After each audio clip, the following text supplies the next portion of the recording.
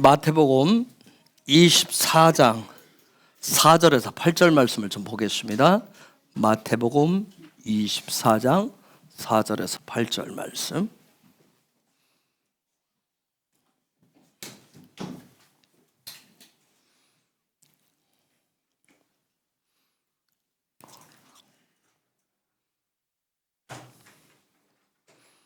마태복음 24장 4절에서 8절.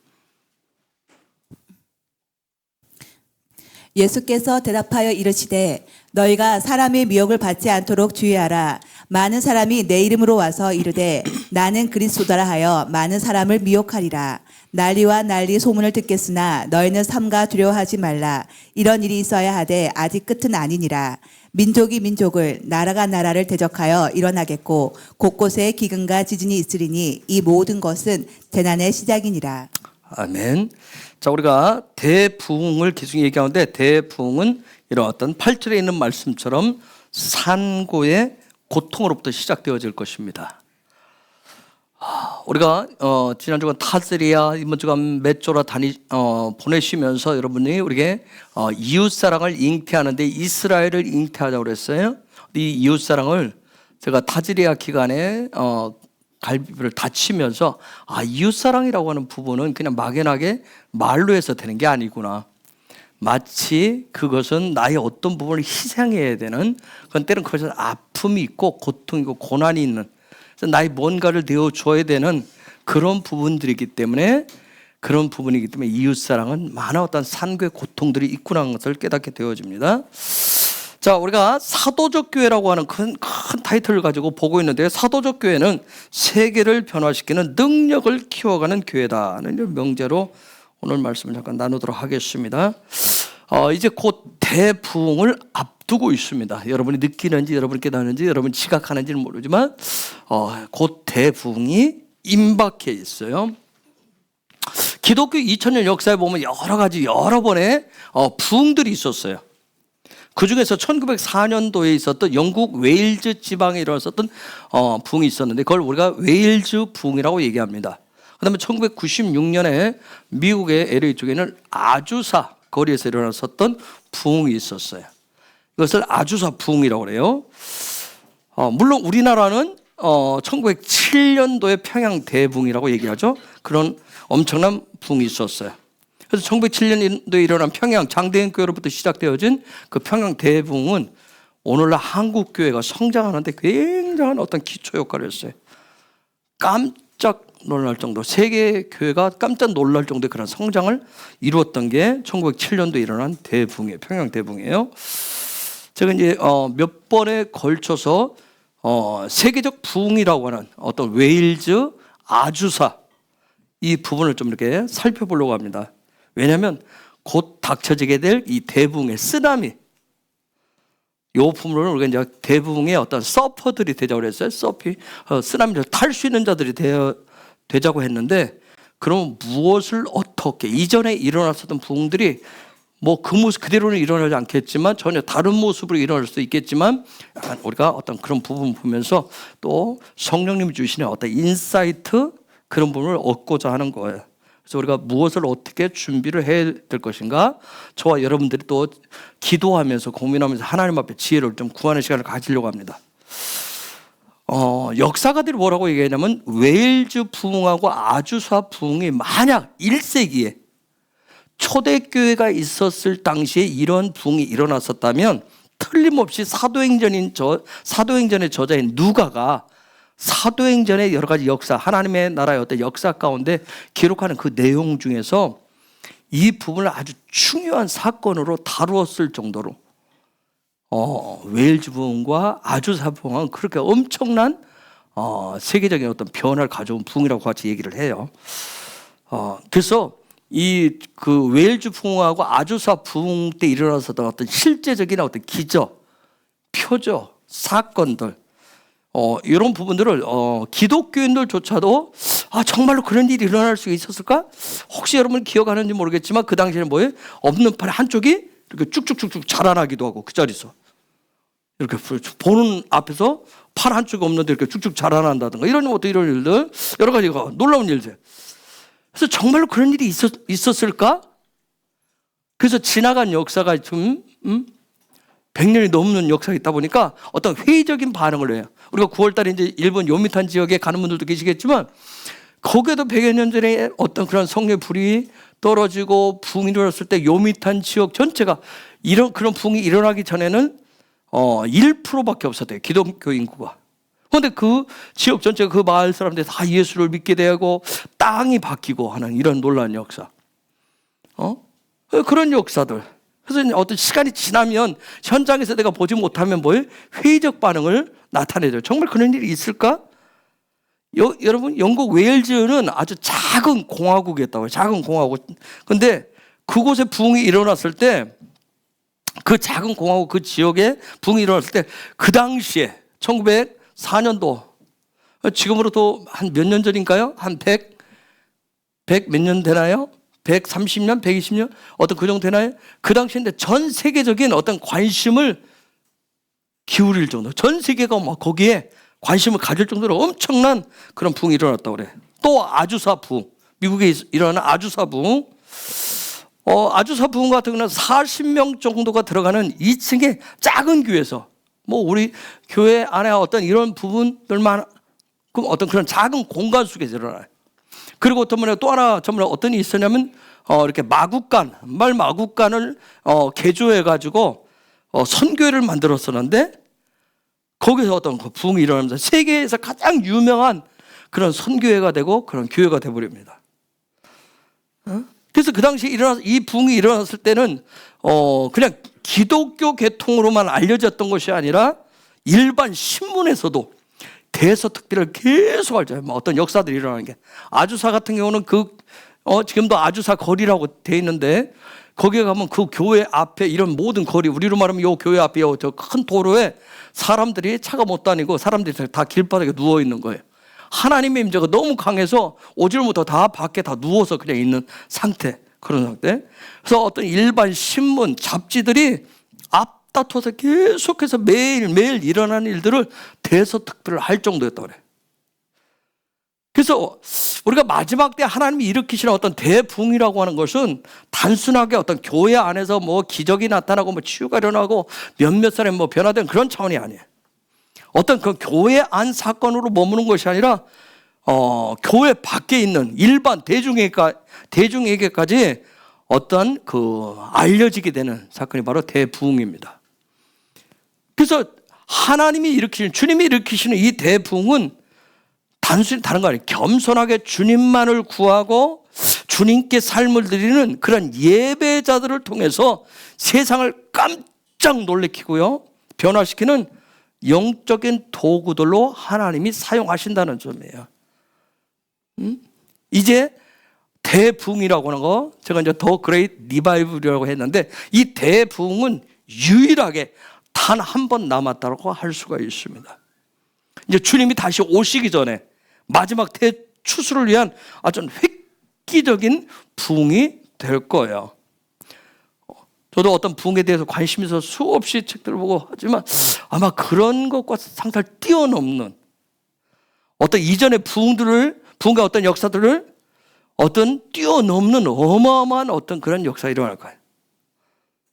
그래서 제가 이 시간을 통해서 이전에 일어났었던 어떤 부흥의 그런 역사들을 살펴보는 것은 단순하게 우리가 부흥, 우리가 정말 그동안 내가 정말 힘들게 달려왔는데 내가 좀 어떤 것을 헌신하고 내가 뭘 했는데 거기에 대한 단순하게 조금 체험을 받고 위로받는 차원의 그런 부흥이 아니라 제가 이 시간 살펴보려고 하는 것은 그렇다면 마지막 유일하게 단 한 번 남은 그 대부흥을 어떻게 맞이하고 준비할 것인가.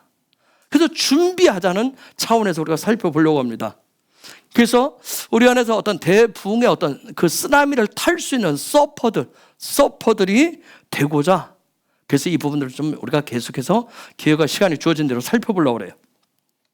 그래서 먼저 영국에 일어났던 웨일즈와 아주사, 또 미국에 일어났던 아주사 부흥은 이 영국과 미국의 그 거리, 그 웨일즈와 아주사 거리는 약 1만 6천 킬로 그 먼 거리를 떨어져 있었어요. 그런데 1904년과 1906년 2년을 사이에 두고 이게 겹쳐서 일어나게 됩니다. 겹쳐서 일어나게 돼. 근데 이 두 부흥은 공통점이 있어요. 공통점. 그게 뭐냐면 가장 중요한 건데 하나님이 직접 움직이셨다는 점이에요. 하나님이 직접 움직이세요. 여러분 우리는 이제 교회 안에서 자라나면서 그동안 많이, 지금은 그런 얘기를 많이 안 하지만 옛날에는 많은 목사들이 아니면 어떤 기독교인들이 부흥 이런 걸 굉장히 많이 외쳤어요. 그렇죠? 초대교회로 돌아가자, 초대교회 부흥의 역사를 구하자, 뭐 정말 성령이 임하시옵소서, 부흥을 주옵소서 많이 했어요. 그래서 뭐 단체들, 기관들도 굉장히 많아요. 마치 이런 것들을 보면서 우리는 뭐 저는 이제 보면 교회 안에서 또 어떤 이 길을 오면서 느끼는 부분은 인간의 어떤 노력, 열정, 그런 서로가 하나의 힘씀을 통해서 부흥을 마치 일으킬 수 있다는 듯이 많은 목회자들이 어떤 그런 단체들을 세워서 서로 합니다. 그래서 뭔가 우리의 힘으로 뭔가 부흥을 다시 한번 일궈보자는 그런 모습들을 엿볼 수가 있었어요. 그런데 놀라운 것은 말씀이 성경이 우리에게 가르쳐주는 것은, 예수와가 또 예언해 놓은 것은 뭐냐면 진정한 부흥은 하나님이 직접 움직이신다는 점이에요. 하나님이 직접 움직이십니다.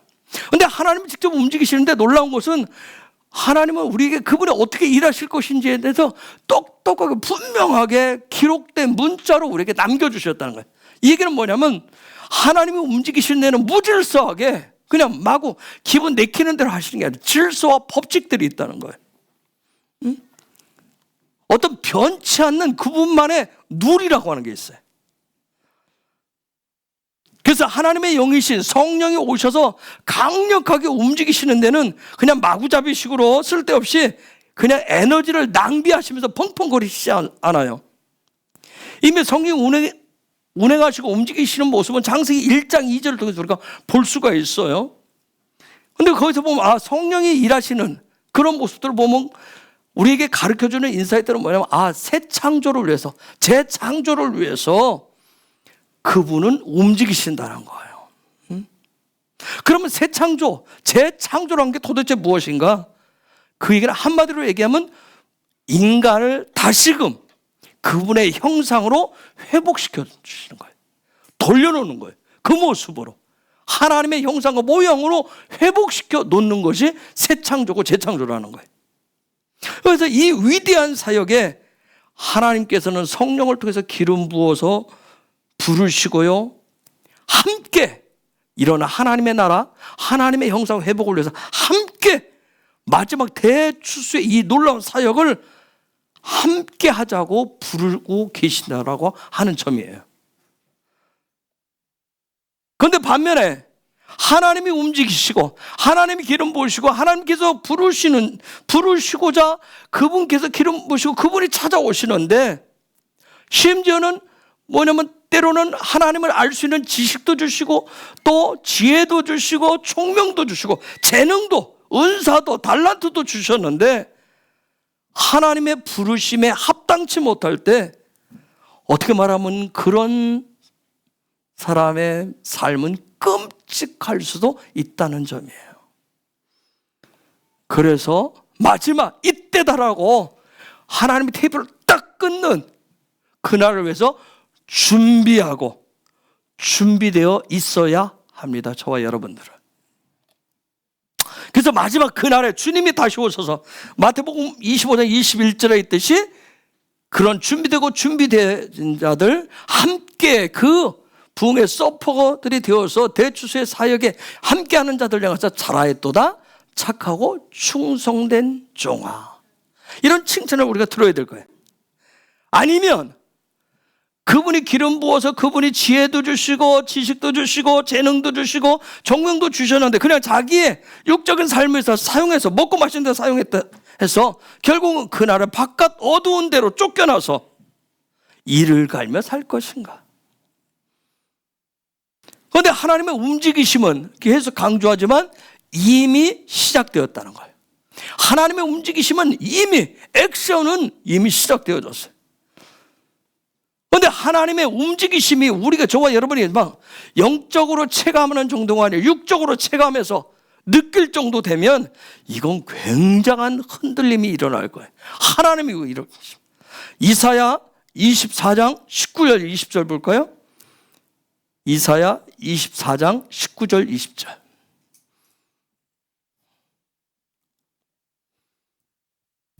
땅이 깨지고 깨지며 땅이 갈라지고 갈라지며 땅이 흔들리고 흔들리며 땅이 취한 자같이 비틀비틀하며 원두막같이 흔들리며 그 위에 제약이 중함으로 떨어져서 다시는 일어나지 못하리라.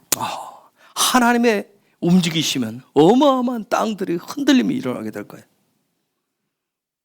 여러분 나중에 히브리서 12장 18절에서 29절 말씀도 나중에 한번 돌아가서 읽어보세요.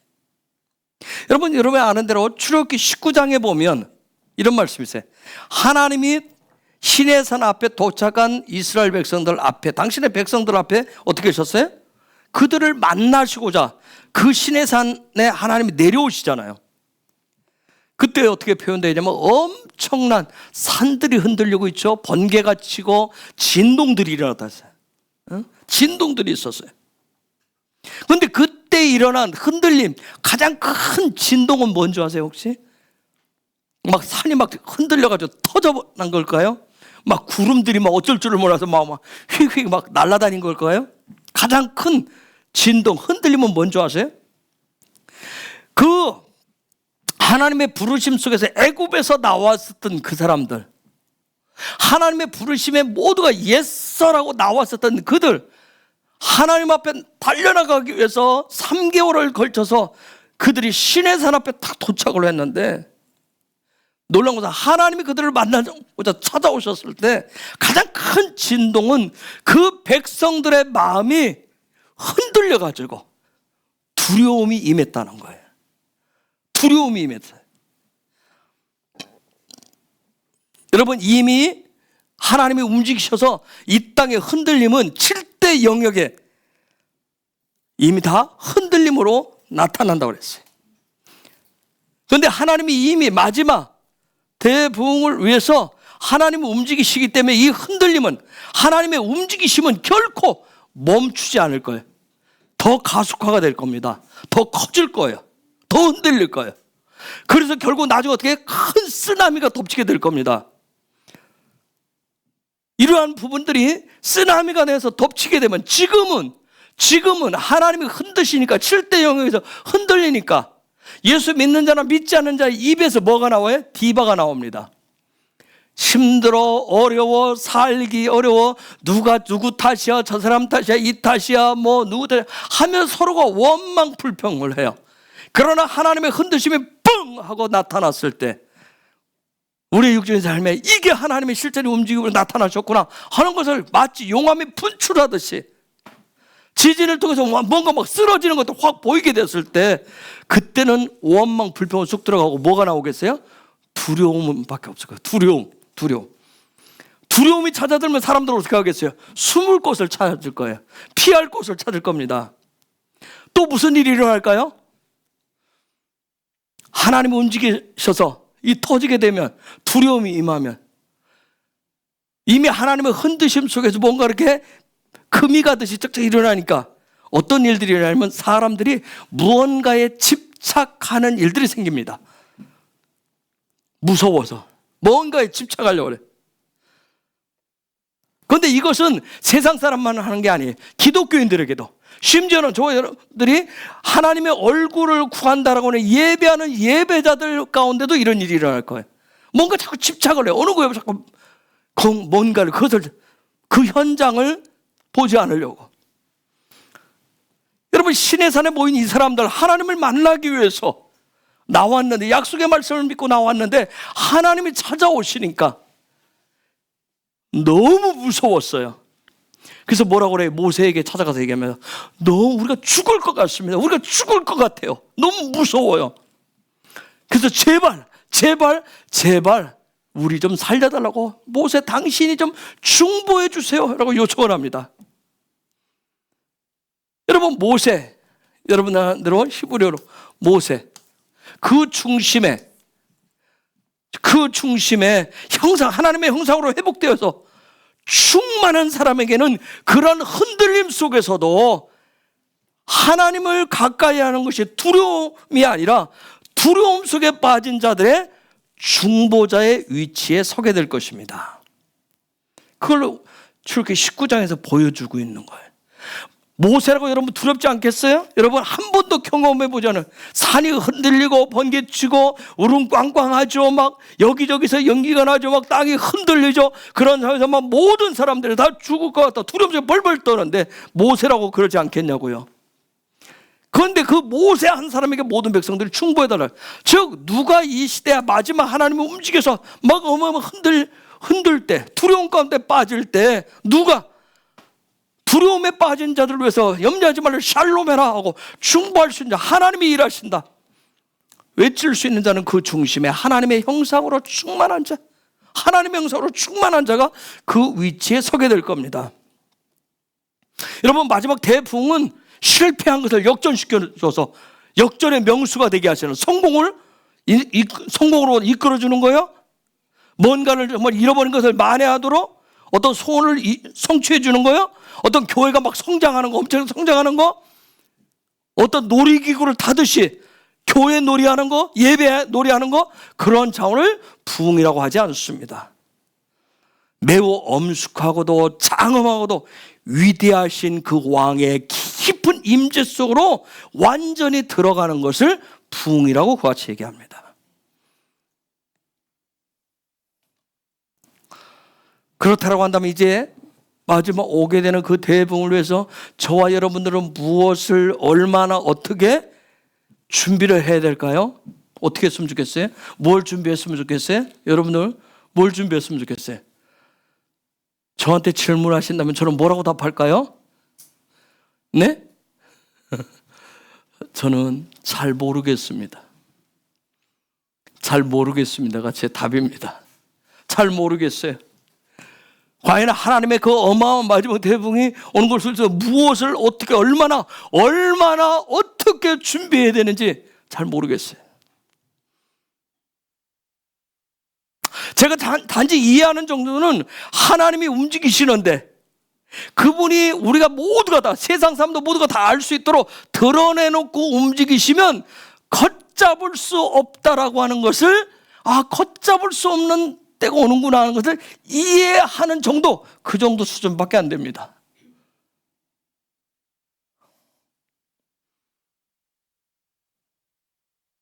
그것도 제가 또 하나님의 특별하신 은혜로 토라의 어떤 이 부분들을 하면서 토라의 비밀들을 조금씩 벗겨내므로 제가 조금 이해가 가능해졌어요.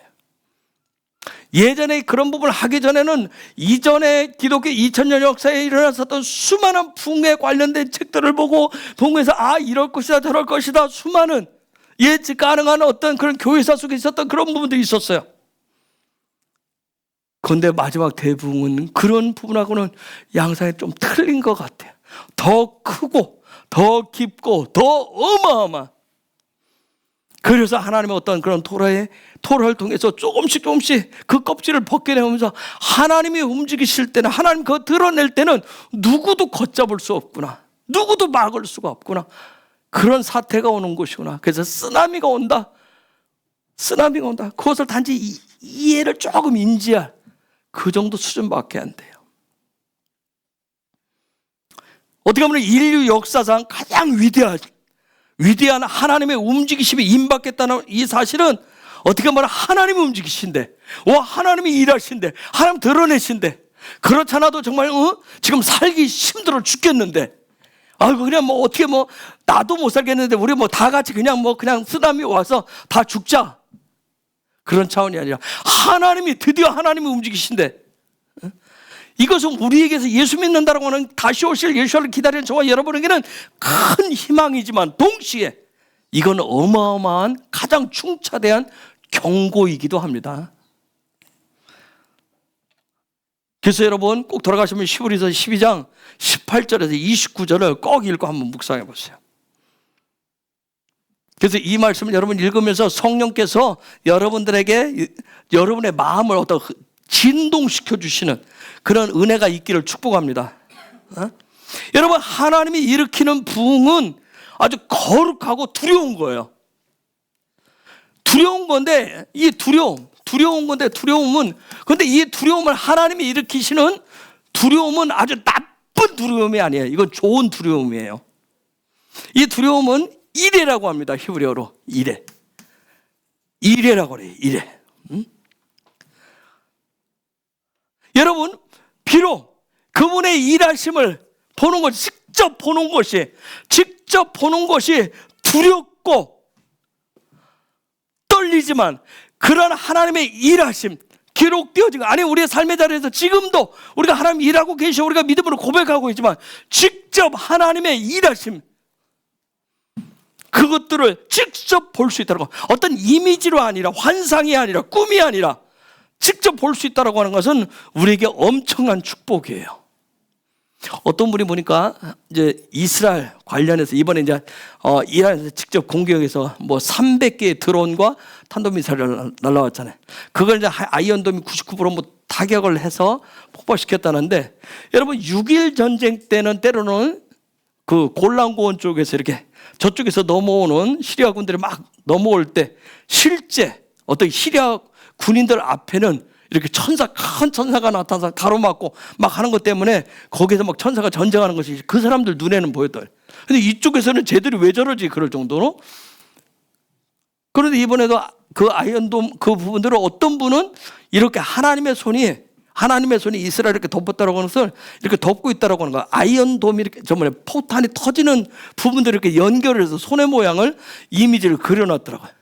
어쨌든 믿음으로든 소망으로든 어떤 그릴 수 있는 그런 부분이 있지만, 그러나 제가 말씀드리는 것은 뭐냐면, 하나님이 실제 나타나셔서 일하는 것을 우리가 직접 볼 수 있다라고 하는 거. 말로만 들었던 것이 아니라 그런 일이 있었으면 좋겠다는 그런 소망이 아니라 정말 두렵고 떨리는 일이지만, 그죠? 북포로에 하나님이 임하셨다. 뭐 저기서 막 번개치고 막 산이 막 흔들리고 하는 그런 하나님이 이런 거 어떤 하나님의 일하신 하나님의 손이 직접 움직이는 것을 볼 수 있다고 하는 것은 우리에게서는 엄청난 축복이에요. 그런데 이 일의 뜻이 또 뭐가 있어요? 공급하심이 있어요. 그렇죠? 공급하다요. 공급하심에 그런 복이 있습니다. 만약 이 일에 하나님이 일하심을 볼 수 있고 하나님의 공급하심이 있다고 하는 것을, 이것이 믿어지고 나에게서 믿어지고 실제가 되는 그런 믿음이 나에게 일어난다면, 거기에는 상상 불허의 하나님의 엄청나게 부으심이 있어요. 하나님의 능력이 없어서가, 말씀이 힘이 없어서가 아니라, 말씀의 잉크가 다 말라 비틀어져서가 아니라, 저와 여러분의 믿음, 실제가 된다고 하는 그런 믿음, 그럼 살아있는 믿음이 되지 않아서 그렇지, 실제가 되는 그런 믿음이 된다면 거기는 상상을 불허하는 여호와의 그 공급하심이 있어요. 일의 축복이 있어요. 그런데 이러한 마지막 때 여호와의 공급하심, 일의 이 축복이 실제가 되는 데에는 수많은 믿음의 훈련들이 필요해요. 그리고 믿음의 고백들이 필요합니다. 그런데 때때로는 이것이 이해할 수가 없잖아요. 하나님이 일하신다라고 하는 거, 오늘 또 지금도 하나님이 일하셔요. 그런데 이것이 때때로는 이해할 수가 없어서, 때로는 하나님이 일하시는, 우리가 생각할 때는 우리의 보편적인 우리의 상식으로는 뭐예요? 하나님이 일하시면 복이니까 좋은 일이 있어야 되는데, 하나님이 일하심이 오히려 더 고통스러울 때가 있어요. 제가 입뼈 부리는 거, 제가 왜 그러냐면, 이웃사랑을 조금 해보겠다고 하다가 푹 갔어요. 부러졌어요. 이웃사랑을 내가 조금 실천해 봐야지 하는데, 그 이웃사랑은 좋은 일이잖아. 단지 어떤 스티커 붙이겠다는 게 아니라 내 이웃사랑 좀 해보겠다고 하는데 좋은 일인데, 그럼 좋은 일이, 우리가 생각할 때 좋은 일이 있어야 되잖아요. 그런데 왜 하나님은 이런 고통을 주느냐고.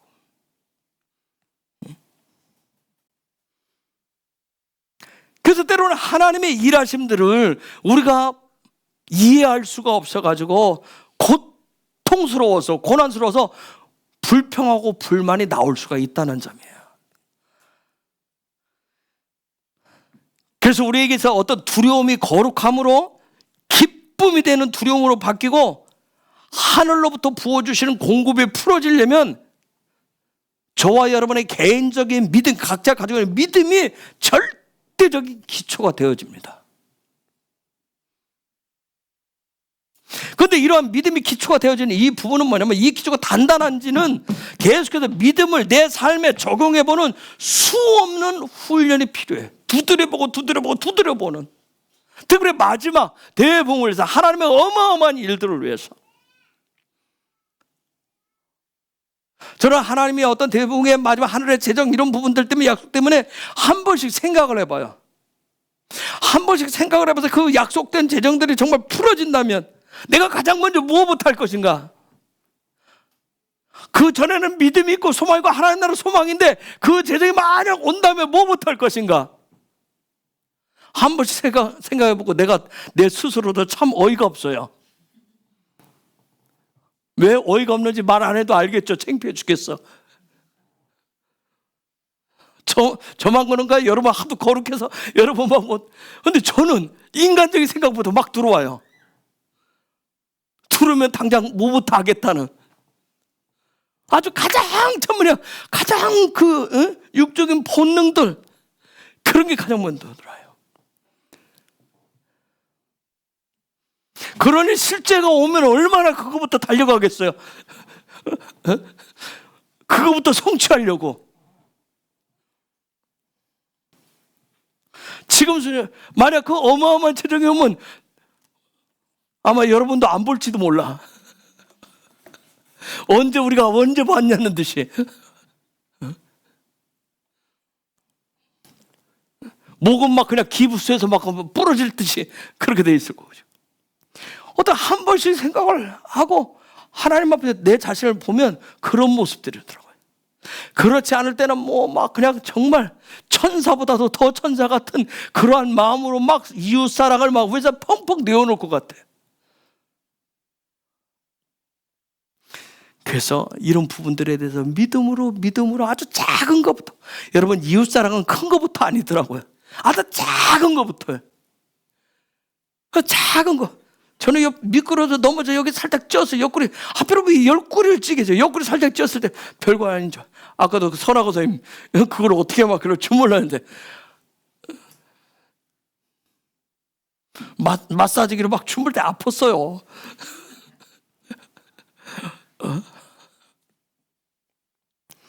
그래서 하나님의 말씀을 믿음을 가지고 내 삶에 끊임없이 적용해보는 훈련이 필요하다는 거예요.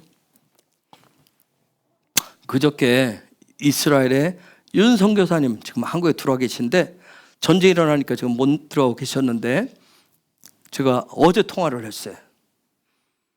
근데 몇 번 통화했는데 어저께 통화를 했는데 6월 달에 들어가신다고 하더라고요. 드디어 들어가기로 했더니 들어가기 결단했대. 왜?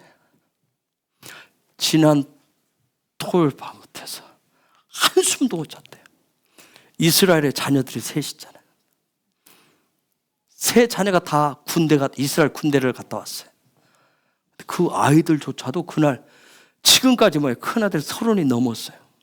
군대도 갔다 왔어요. 큰 녀석은 아이언돔을 아이언돔을 쏘는 그 부대에 있었어요. 그런데 이번에 이 일들이 일어날 때는 얼마나 두려움이 임했는지 선교사님들하고 전화기를 꺼놓지를 못해요. 같이 틀어놓은 상황에서 밤을 새웠대요. 그래서 그 다음날 월요일에 즉각 가야 되겠다 돌아왔는데 비행기표가 없어서 6월 달에 들어간다 그러더라고요. 여러분 그런 일이 없을 때는 설마 믿음으로, 우리는 잘 알죠. 믿음으로, 지금까지는 믿음, 예수 믿는 믿음, 샬롬 어쩌는데, 그냥 무지할 때는, 어렸을 때는, 뭘 모를 때, 천지를 분간할 때는, 분간하지 못할 때는 막 그렇게 얘기할 수 있어요. 그런데 실제 자녀들 3명이 다, 아들하고 딸 둘이 다 이스라엘 군대 갔다 왔어요. 실제 현장에 가서 다 하고 왔어요. 전쟁 중에 불려다니기도 했어요. 근데 그날 여러분 생각해, 한 번도 예루살렘에 들어온 적이 없는, 예루살렘 쪽으로는 날라온 적이 없는데, 그것도 이란이 직접 공격한 건 처음이잖아요. 거기 탄도밀 수없는 포들이 예루살렘 상공에서 다 터질 때 한번 생각해 보세요. 한두 발도 아니고 300발이 터지네. 여러분 차라리 경험해보지 못한 사람은 어떻게 보면 그냥 넘어갈 수도 있어요. 와, 불꽃놀이 한다 그럴 수도 있을지 몰라요, 애들은. 그런데 그런 부분들이 그 포가 얼마나 무섭고 포탄이 떨어지면 어떤지를 경험하고 아는 사람은, 총을 쏘아본 사람은 총의 위력을 알아요. 그렇죠? 그래서 아이들과 밤새 잠을 자고 아이들 샬롬하고 기도하면서 그렇게 하면서 그런 시간을 갖고 들어가기로 했다 그러더래요. 우리가 하나님의 말씀이 살아있다고 하는데 살아있는 말씀을 하기 위해서 우리는 얼마나 믿음을 그 말씀 가지고 실제 삶에 해봐야 돼요. 그때 가서가 아니에요. 그때 가서 닥쳐서가 아니에요. 그래서 기도도 마찬가지예요. 예배도 찬양도 마찬가지예요. 과연 내가 정말 흔들림 속에서 할 수 있느냐는, 흔들림 속에서 기도할 수 있고 고통과 고난 자리에서 찬송하고 찬양하고 기뻐할 수 있느냐는 거예요. 그 말씀을 내가 신뢰할 수 있느냐는 거예요. 여러분, 갈수록 하나님의 움직이심이 더 거세지기 때문에 점점 두려움, 내 안에 생기는 두려움, 그동안 내 안에 또 그동안 훈련 가지고 있었던 그 믿음이 어떻게 하겠어요? 충돌이 일어날 거예요. 충돌. 저와 여러분 속에서 충돌, 개인적인 이 안에서 막 충돌이 계속 일어날 거예요. 그래서 하나님 마지막 때 정말 토라도 이스라엘의 그 모든 것들을 지금 다 벗겨놓으신 이유는 뭐예요? 훈련해서 준비하라고. 우리가 정말 말씀의 훈련, 토라 훈련 이와 계속 강조하고 우리가 저도 하고 여러분도 하고 있지만 그 누구도 하나님의 움직이심 앞에서, 그분의 얼굴 대면은 그 대면 앞에서 나는 강해, 나는 담대해 할 수 있는 사람은 한 사람도 없어요. 여러분, 12 제자 중에 주님 품에 이렇게 늘 기대어 있었던, 주님의 사랑을 받고 있었던 그 귀염둥이 누구예요? 그죠? 사도 요한. 주님과 얼마나 친밀했었어요. 그런 그가 가장 오래 살았잖아요. 12 제자 중에 가장 오래 살았어요. 인생이 90세가 넘었을 때 모든 걸 다 풍파를 겪었잖아요. 수없는 고난과 핍박을 겪었어요. 그 유배지에서 거기까지도 정말 순교의 그런 자세 갔어요. 믿음에 대해서는 대장이라고 할 수 있었던 그 사람도 생애의 마지막 그 요한계시록을 기록했던 그 계시를 받고 주님을 보았을 때 어떻게 했다고 그랬어요? 계시록 1장 17절 한번 보세요. 이렇게 표현하고 있어요. 내가 볼 때 그의 발 앞에 엎드러져 죽은 자 같이 되매 그가 오른손을 내게 얹고 이르시되 두려워하지 말라, 나는 처음이요 마지막이니. 여러분, 그런 사도 요한조차도 뭐예요? 땅에 엎드러져 가지고 죽은 사람처럼 됐대. 여러분, 이게 정말 이게 하나님이에요. 여러분, 우리가 정말 하나님은 사랑이시라고 얘기하잖아요. 그렇죠? 하나님은 우리의 아버지예요. 저는 그래서 너무 좋아요. 너무 편안해요. 제가 정말 경험하지 못했을 때는 하나님은 정말 무서운 분이었어요. 가까이 하기에는 너무 먼 분이었어요. 경험하고 나서는 지금은 너무 편해요. 그래서 하나님 사랑이라고, 아버지라고 얘기하고 한량없이 우리를 사랑하세요. 얼마나 사랑하시면, 저와 여러분 얼마나 사랑하면 독생자 그 하나밖에 없는 그 아들을 저와 여러분의 대속제물로 내어놓을 정도로 사랑하신다고요. 응? 그 누구보다도, 그 어떤 인간보다도 당신의 자녀들을 아주 사랑하시는 분이 하나님이세요.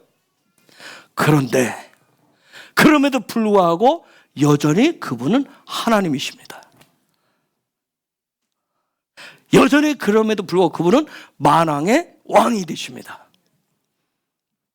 여전히 그럼에도 불구하고 죄에 대해서는 단호하신 분이에요.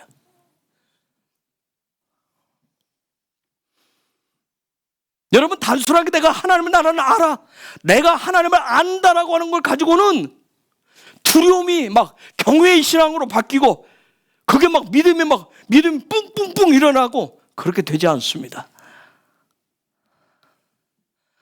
평상시에 주님과의 더 깊은, 더 가까운, 어제보다 오늘보다 내일 주님과 더 가까운 친밀감이 필요해요. 사도 요한, 주님과 얼마나 친밀했는지 몰라요. 12 제자 중에 우리가 그런 자녀들이 있지만 어떤 자녀는 와서 이렇게 늘 막 부대끼고 막 치밀하고 밀고, 어떤 사람 그런 사람이죠. 어떤 사람 뭐예요? 좀 멀찍히, 나도 저 사람 알아, 나도 가까워, 나도 친구야, 나도 정말 그렇게 하지만 그냥 좀 이렇게 한 걸음 떨어져 있는 사람이 있고, 어떤 사람 늘 가서 치대는 사람이 있잖아요. 그렇죠? 친밀하게 12제자 중에 사도 요한, 그 주님께 늘 어깨에 기대고 품에 이렇게 안길 정도로 나 사랑해? 하면서 물어볼 정도로. 가끔 아이가 그래요. 어쩌다가 막 들으면 어쩌다 보면 이렇게 와가지고 아빠 안아줘, 그리고 사랑한다고 말해줘, 이렇게도 하거든요. 요구를 한 번씩. 다 큰 애가 그러니까 그때는 징그럽기도 한데, 그럼 또 그때는 어떻게 안아줘야지. 사랑해, 이렇게 하죠. 친밀감. 사도 요한 주님과 굉장히 친밀했어요. 그렇죠? 사도 요한은 주님과 굉장히 친밀했다면, 가룟 유다는 어땠어요? 가룟 유다는 어땠어요? 가룟 유다는 주님을 익히 아는 사이였어요. 익히 알았어요. 여러분, 가룟 유다가 주님을 나름대로 잘 안다라고 여겼기 때문에, 나는 주님을, 저분을, 내 스승을, 내 선생을 잘 안다라고 여겼어요. 그렇게 저분이 나를 신뢰한다고 믿었고, 그래서 그 중요한 돈꾀짝도 맡기잖아요. 재정을 맡길 정도예요. 그래서 나는 주님을 잘 알아. 그래서 왕이신 주님의 그 잔에 성찬을 할 때, 그렇죠? 사바스를 할 때 그 성찬에, 그 잔에 자신의 빵을 같이 집어넣을 정도였어요. 나는 잘 알고 있으니까. 나는 그런 관계. 여러분, 우리는 그렇게 얘기해요. 나는 예수님 알아. 예수님 내 안에 계셔. 나 예수 믿어. 나 예수님 어떤 분인지 안다니까. 그러나 익히 안다라고 하면서 믿음의 실제로 그분 앞에 나아가는 더 친밀함이 없는, 그 행함이 없는 주제넘은 태도와 삶이라고 하는 것은 다가오는 대부흥의 시대에는 되돌이킬 수 없는 치명적인 종말이 될지도 몰라요.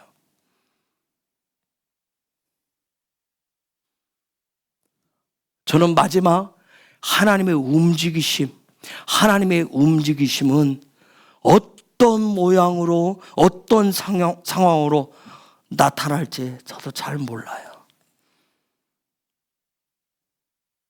그러나 중요한 것은 뭐냐면, 정말 저와 여러분이 기다리고 고대하면서 믿음으로 그분을 더 가까이 하면서 예배하면서 기대한다면, 우리가 경험하고 체험할 수 있는 가장 우리 인생에 있어서 가장 놀라운 경험이 될 거예요. 그리고 준비되어 있는 사람들, 그 일을 위해서 주님 앞에 그래도 준비되어 있는 사람들에게는 그 주님과 함께 동역할 수 있는 가장 위대한 동역자들이 될 겁니다.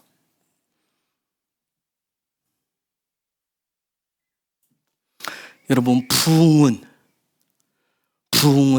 하나님의 움직이심이라고 하는 것은 개인이 됐던, 가정이 됐든, 교회가 됐든, 사회가 됐든, 나라가 됐든, 놀라운 것은 그 다음에 변화라고 하는 걸 가져다 줬어요. 변화라고 하는 걸. 특히 이제 마지막 대부흥은 지금껏 그 누구도 경험치 못했던 아주 급격한 변화를 초래할 거예요. 특히 예배하며 기다렸던 교회와 성도들에게 있어서는 아주 놀라운 경험을 하게 될 것입니다. 그래서 마지막 대부흥이 하나님의 움직이심에 딱 터져나오게 되면 굉장히 빠른, 개인도 가정도 사회도 나라도 민족도 열방도 굉장히 빠른 변화의 속도들을 경험하게 될 거예요. 수백 년, 수십 년, 수천 년 동안 성취된 것보다도 훨씬 더 많은 일들이 아주 한순간에 몇 년 사이에 성취되어지는 것을 볼 거예요. 제가 지난주에 얘기했죠. The Great Revival Church. 어떻게 하시는지를 저는 보기를 원합니다. 우리 한번 같이 보자고요. 그분이 The Great Revival Church라고 했으니까 어떻게 하시는지 한번 보기를 원합니다. 여러분, 그러나 이 시간 한번 생각해 보세요. 과연 나는 장차 곧 임박해 있는 대부흥의 변화, 그 속도에 맞출 영적인 준비가 되어 있는지 한번 되새김질 해보시기 바랍니다. 그런데 성경에도 그렇지만 기독교 2000년 역사에서 보면 부흥이 일어날 어떤 지역에는 미리 어떤 징조가 있었어요. 부흥이 일어나기 전에. 부흥이 일어나기 징조가 뭐냐면 종종 큰 지진들이 발생했습니다. 큰 지진들.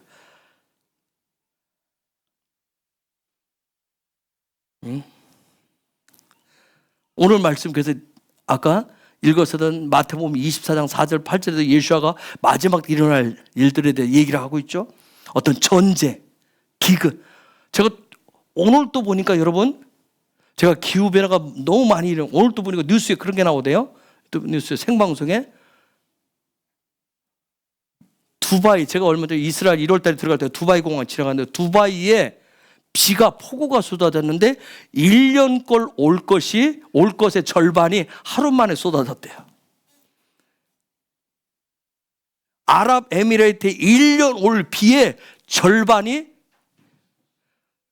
어딘가 그렇게 하루 만에 쏟아졌대요. 그래서 여러분, 두바이 공항이 어마어마하게 커요.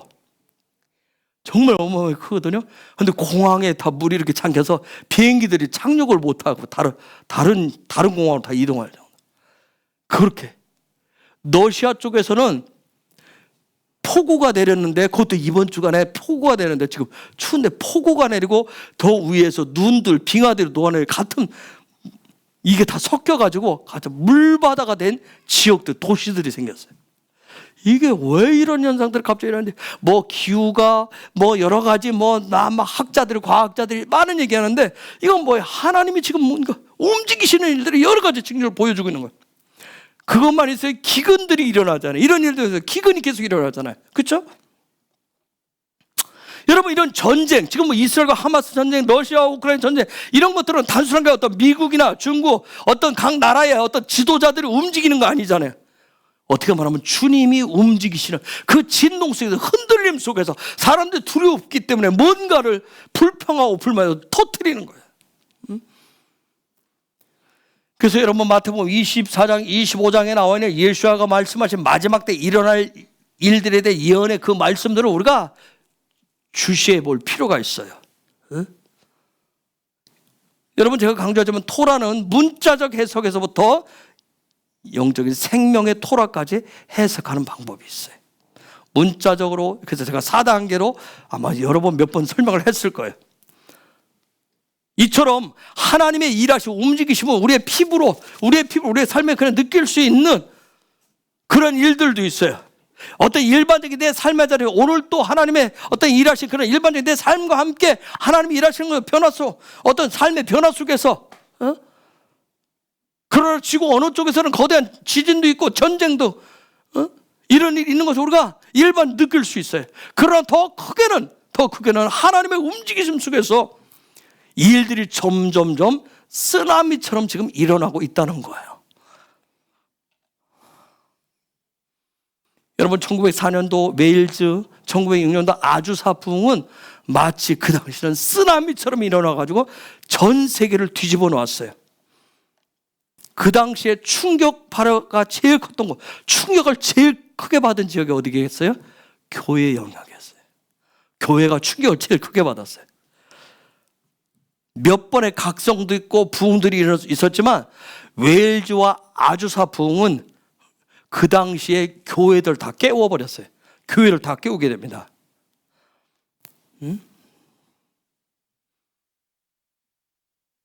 그래서 그 당시 교회가 깨어나면서 그 웨일즈 부흥과 아주사 부흥이 일어나기 전에는 교회가 앞으로에 대해서, 미래에 대해서, 말세에 대해서, 다시 오실 예수와 이런 부분에 대해서 생각하지 않았다고 그래요.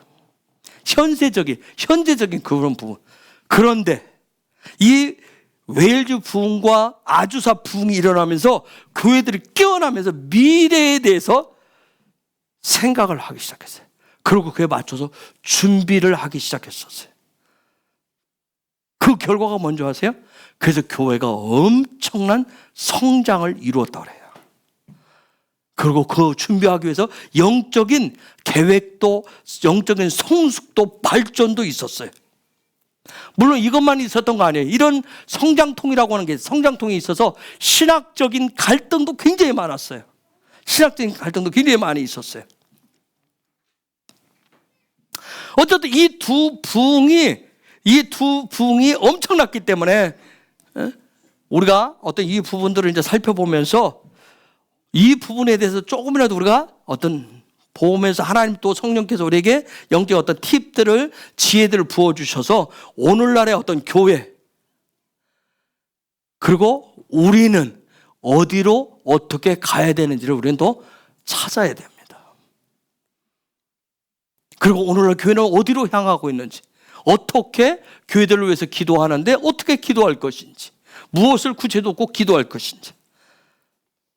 그래서 앞으로 시간이 되는 한 이 두 부흥을 우리가 같이 공부하면서 앞으로 닥칠 그 마지막 대부흥을 준비하는데 우리가 도움을 얻기를 원해요.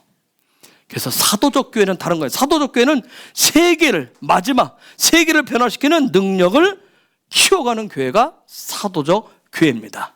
이를 위해서 저와 여러분들이 또 우리 헤브론이 멋진 하나님 앞에서 마지막 대부흥의 그 역사를 위해서 함께 통역할 수 있는 그런 교회로 세워져 가기를 예수의 이름으로 축복합니다. 이 시간 우리 같이 기도하십시다. 하나님, 우리에게 더 지혜의 문들을, 지식의 문들을 더 열어 주옵소서. 부흥의 문들을 알 수 있기를, 하나님의 움직이심 속에서, 하나님의 일하심 속에서, 하나님의 역사하심 속에서 하나님, 우리가 정말 이 일을 준비하고 발을 맞추고 통역해 나가기를 원합니다. 하나님, 이를 위해서 우리를 깨워주시고 우리를 새롭게 하여 주옵소서. 우리에게 하늘문 더 열시고 성령 더 함께 하시고 역사해달라고 우리가 예수의 이름 부르면서 같이 기도합니다.